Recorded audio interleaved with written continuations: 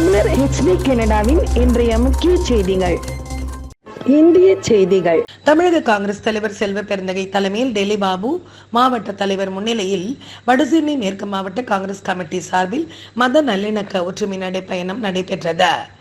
MKB நகர் சாலை வழியே தொடங்கப்பட்ட முத்தமிழ் நகர், பாரதி நகர், வியாசர்பாடி 4 வழி சாலை, எருக்கஞ்சேரி என அந்த பயணம் தொடர்ந்து சென்னை பெரம்பூர் MH சாலையில் உள்ள ஆனந்தராம் கொளத்தூர் தொகுதி தலைவர் 3வது சரக்கில் காங்கிரஸ் கமிட்டி அலுவலகத்தில் நிறைவடைந்தது. பின்னர் செய்தியாளர்களை சந்தித்து செல்வ பெருந்தகை பேசினார்.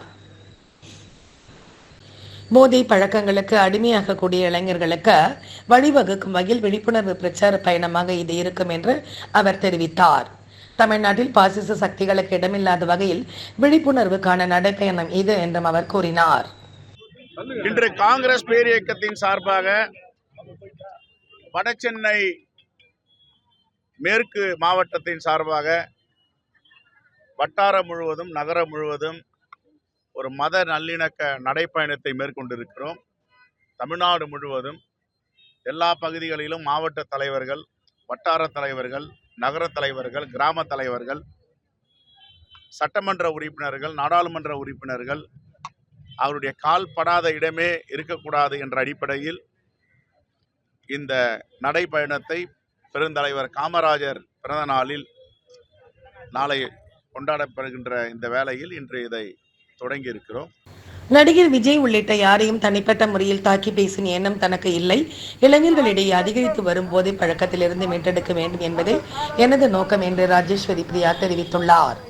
கள்ளக்குறிச்சி விஷசாராயம் மற்றும் தமிழ்நாட்டில் போதைப் பொருள் புழக்கத்தை தடுக்க தவறியதாக கூறி தமிழக அரசை கண்டித்து எழும்பூரில் உள்ள ராஜரத்ன மைதானம் அருகே அனைத்து மக்கள் அரசியல் கட்சி சார்பாக அக்கட்சி நிறுவன தலைவர் ராஜேஸ்வரி பிரியா தலைமையில் கண்டன ஆர்ப்பாட்டம் நடைபெற்றது.